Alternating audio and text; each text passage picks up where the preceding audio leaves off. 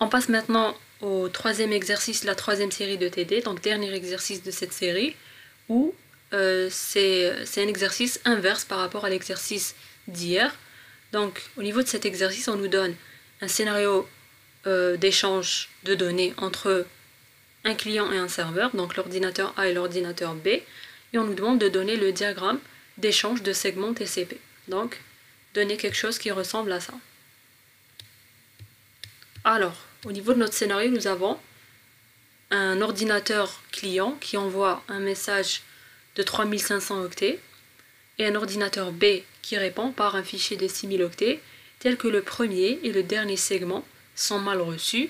On a aussi des informations concernant la taille des fenêtres de A et de B. Donc la taille de la fenêtre de A, c'est 1500 et la taille de la fenêtre de B, c'est 3000. Alors, donc, c'est grâce aux fenêtres qu'on saura combien de segments on va formuler au niveau de l'envoi du message qu'on a. Donc, est-ce qu'on peut envoyer 3500 de manière brute? Est-ce qu'on va envoyer par partie, etc. On va le voir. Alors, du moment que c'est le A qui envoie un message en premier, donc c'est forcément le A qui va ouvrir la connexion. Donc, toujours, on a cette ouverture de connexion. Donc, on va dessiner le diagramme ici. Alors, ça c'est A, le client.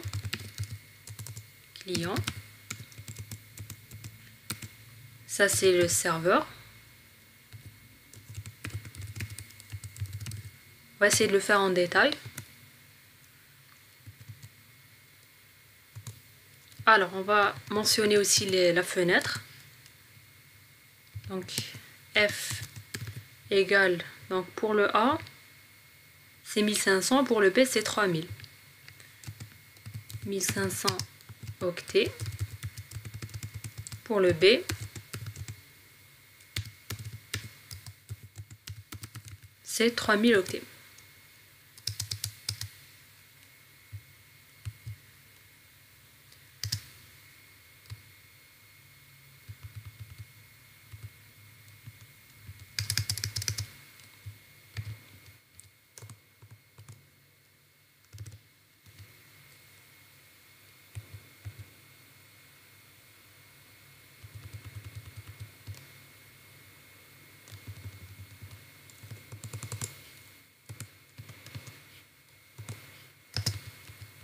Voilà. Alors, on va créer un diagramme assez complet. Alors, qu'est-ce qu'on envoie au tout début? On envoie une demande de connexion. Donc, on va envoyer un signe.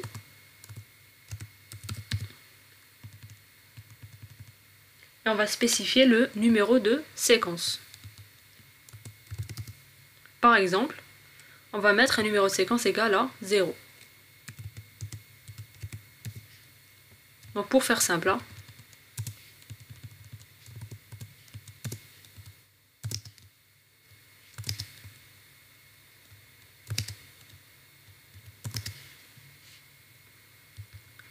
le B va répondre par un accusé de réception pour dire à A qu'il a reçu sa demande de connexion. Et il va aussi envoyer en même temps une demande de connexion. Donc, il va positionner le flag SYN à 1 et il va aussi positionner le flag ACK à 1. Et il va mentionner son numéro de séquence et son numéro d'acquittement. On va essayer de le mettre là.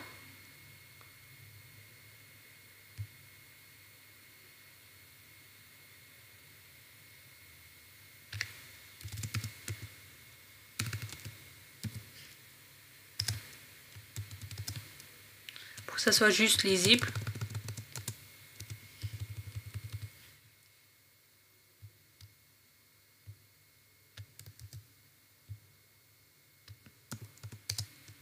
Voilà, donc le numéro de séquence au niveau du B, c'est aussi égal à 0 pour faire simple. Et ici, on va spécifier le numéro d'acquittement, petit ACK, comme ça, pour qu'on fasse la différence. Donc ici, j'ai mis les flags, et ici, j'ai mis les numéro de séquence et acquittement dans le cas où on en a besoin. Par exemple ici, pas la peine de spécifier le numéro d'acquittement. Forcément il est égal à 0. Égal à, ici ça sera égal à 0 plus 1, donc 1.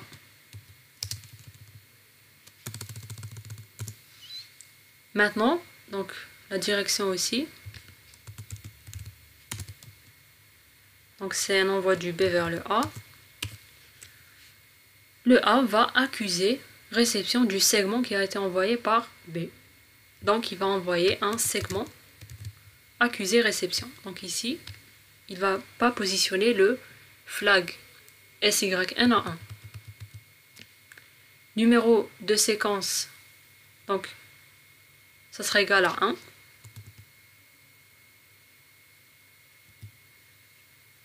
Donc c'est le même que le numéro d'ACK reçu. Et le numéro d'acquittement, ça sera 0 plus 1 aussi. Donc égal à 1. Donc ici, c'est l'établissement de la connexion.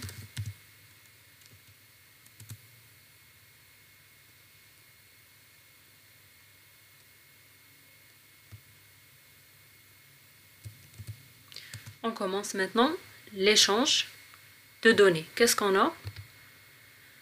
On a le A envoie un message de 3500 octets. Donc, quand on nous dit envoie un message de 3500 octets, on suppose que le B a reçu de manière correcte les différents segments du message. S'il ne reçoit pas certains segments, on nous le fait savoir. Comme ici, tel que le premier et le dernier sont mal reçus.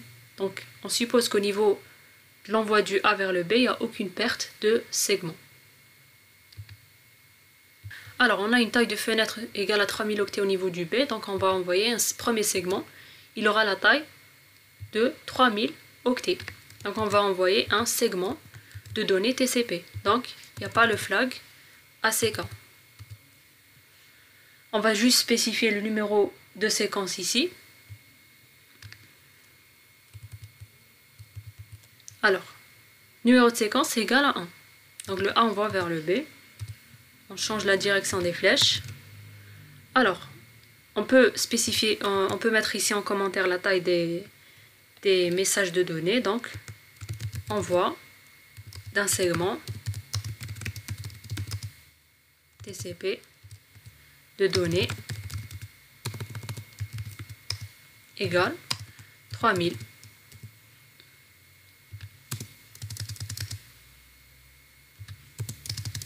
Voilà.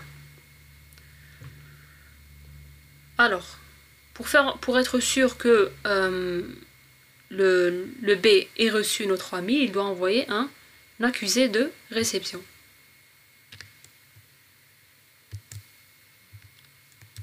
Donc il envoie un segment accusé réceptant, donc il va positionner le flag ACK à 1, et au niveau du numéro d'acquittement, on doit avoir 3000 plus 1, donc 3001.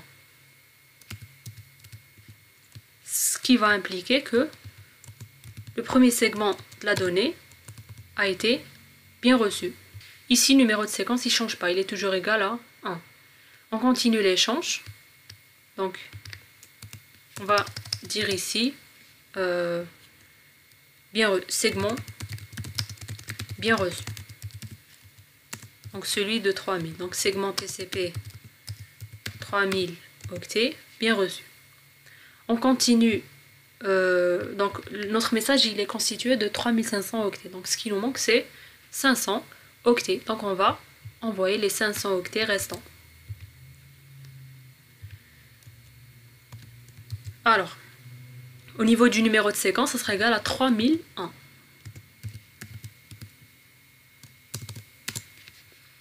On va recevoir un segment d'accusé de réception. Donc ici c'est 500.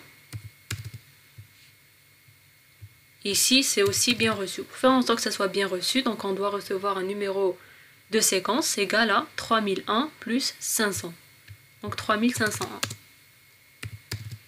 Voilà. Si on reçoit autre chose, si on reçoit par exemple 3001, ça veut dire qu'on n'a pas reçu les 500 octets. Et donc, le A devra les réenvoyer. Pour l'instant, au niveau de l'exercice, on fait en sorte que le message est envoyé de manière correcte. Donc, aucune perte au niveau de l'envoi. Donc ça, c'est pour la première étape de communication. Donc, au niveau de l'échange, on a pu envoyer de A vers B 3500 octets via 2 segments, sachant que ces 2 segments ont été bien reçus. Pourquoi? Parce qu'on a reçu 2 acquittements les concernant. Voilà pour la première partie du diagramme. Maintenant, le B répond par un fichier de 6000 octets, tel que le premier et le dernier segment sont mal reçus. Et du moment que la taille de la fenêtre du A elle est égale à 1500, donc on va envoyer nos 6000 octets, 1500 par 1500. Et donc on va envoyer en réalité 4 segments de taille égale à 1500, et on va faire en sorte que le premier et le dernier, le quatrième, sont mal reçus. Donc on va traduire ça au niveau du diagramme. Donc ici le B il a accusé réception, donc au moment où il accuse réception du dernier message, il peut aussi commencer à envoyer sa donnée. Donc plus envoi de 1500. Donc on a spécifié ici numéro de séquence égal à 1. Donc pour faire en sorte que le premier segment soit bien reçu, normalement on est censé recevoir un numéro d'acquittement égal à 1500 plus 1, donc 1501 de la part de A. Le problème, c'est que le premier segment a été mal reçu. Et donc, on va forcément recevoir un segment TCP d'acquittement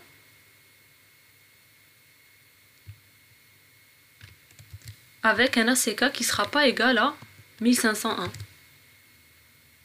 Donc pour le numéro de séquence, c'est 3501, donc les 3500 octets qu'on a déjà envoyés. Donc, on peut aussi ne pas spécifier carrément le numéro de séquence quand on envoie des segments d'accusé-réception.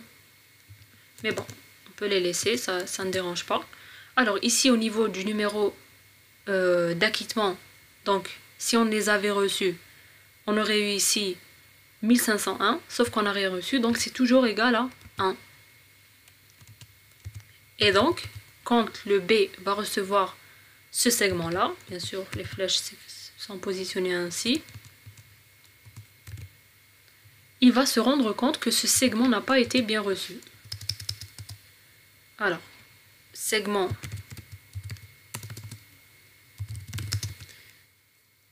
segment 1 de 1500 octets, mal reçu. Et donc, on va retransmettre. Et donc, le B, il va réenvoyer ce segment-là.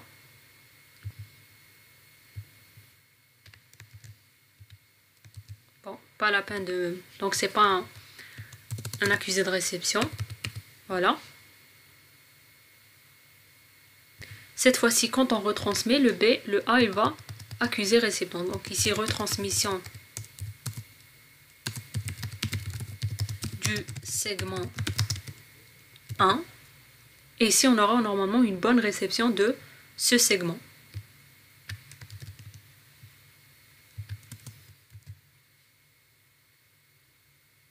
Donc, numéro de séquence, il ne change pas. Et au niveau du numéro d'acquittement, on aura 1501 octets, ce qui veut dire que ce premier segment a été bien reçu pour la deuxième fois. Donc, segment 1, bien reçu pour la seconde fois.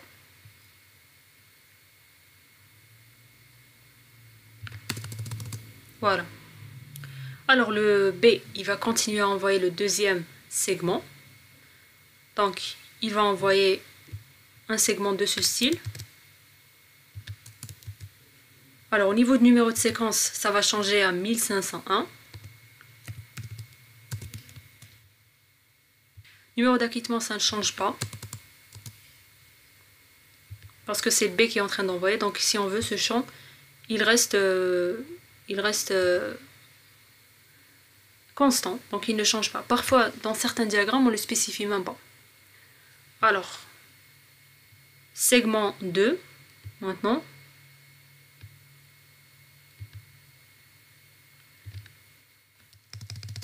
Alors, envoi du segment 2. Alors, on nous dit qu'il y a uniquement le premier et le dernier qui sont mal reçus. Donc, forcément, le deuxième, il est bien reçu. Donc le A, il va envoyer un numéro d'acquittement cohérent. Il envoie un segment TCP accusé-réception. Toujours 3500 au niveau du numéro de séquence. Au niveau du numéro d'acquittement, normalement, ça sera 1501 plus 1500, donc 3001. Donc il a reçu deux segments de 1500 octets chacun. Pour le 1, c'est la réception du segment de synchronisation. Alors, segment 2, bien reçu. On continue. On va copier ça pour faire rapide. Et on va envoyer. Non, sinon on va faire étape par étape pour que vous ne vous perdiez pas. Alors maintenant on va envoyer le segment numéro 3. Donc on change uniquement le numéro de séquence à 3001. Et on attend une réponse favorable de la part du A. Donc numéro de séquence ça ne change pas. Numéro d'acquittement ça sera 4501, donc 1500 plus 3001. Segment 3, bien reçu. Le B va envoyer le quatrième segment qui sera mal reçu. On envoie le quatrième segment. Donc, numéro de séquence, ça sera 3001 plus 1500, donc 4501. Donc, c'est égal au numéro d'acquittement qu'on a reçu. Et numéro d'acquittement, il ne change pas parce qu'on n'a rien reçu encore du B. On a juste reçu les 3500 au niveau de la première étape du scénario. On voit du segment 4. Maintenant, on va faire en sorte que le A ne reçoit pas ce quatrième segment. Donc il va envoyer un segment accusé-réception avec un numéro d'accusé de réception incohérent. Et donc il va envoyer la même chose qu'ici. Donc en séquence c'est toujours 3500 et numéro d'ACK, donc si on l'avait reçu, on aurait mis ici 6001, mais puisqu'on ne l'a pas reçu, on garde à 4501. Donc c'est tout ce qu'on a reçu de la part du B pour l'instant. Même s'il a envoyé celui-là, on a toujours 4501 ici. Et donc segment 4, mal reçu. Et donc on va retransmettre le quatrième segment.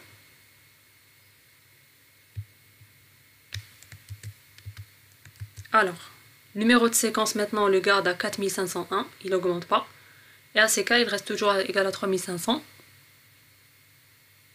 Alors, ici, on voit du segment 4 pour la deuxième fois.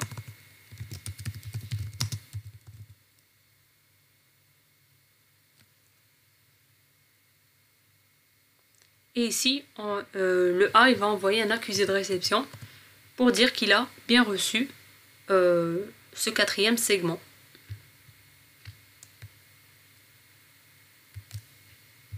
Donc ici, il va spécifier 6001. Donc segment 4, bien reçu. Voilà, donc c'est tout ce qu'on a au niveau du scénario. Ici, on a les tailles des fenêtres. Donc ce qu'il nous reste à faire, c'est fermer la connexion. Alors, juste ici une petite faute. Donc normalement, quand on a envoyé ici les 500 octets, ça sera 3001 plus 500, donc 3501. Donc toujours là, 3501. Puisque même au niveau de A et de B, on a reçu deux segments de synchronisation. Donc c'est pour ça qu'on a les plus 1 et plus 1 ici, au niveau des numéros d'accusés de réception. Alors, l'échange de données terminé, on va fermer la connexion. Donc du moment que c'est le A qui a reçu en dernier, donc c'est lui qui va envoyer une demande de fermeture. Et donc, il va positionner ici, en même temps qu'il accuse réception du dernier segment, le quatrième, il va demander une fermeture. Voilà. Donc il envoie une demande de fermeture et il attend qu'il reçoit une demande aussi de fermeture avec un accusé de réception. Donc il va recevoir quelque chose de ce style. Donc plus demande de fermeture.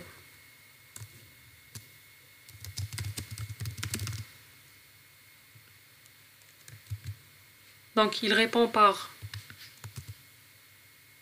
un segment TCP de fermeture et en même temps d'accusé de réception pour accuser de la demande qu'il a envoyée. Donc numéro de séquence c'est 6001 et numéro d'acquittement c'est 3501 plus 1, donc 3502. Alors envoi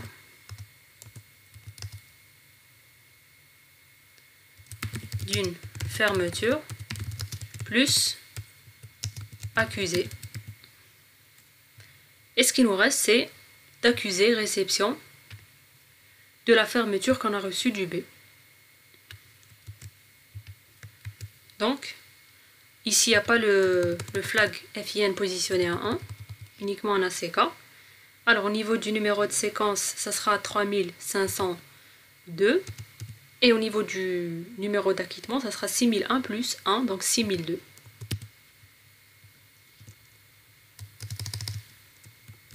Envoi d'un accusé de la fermeture reçue.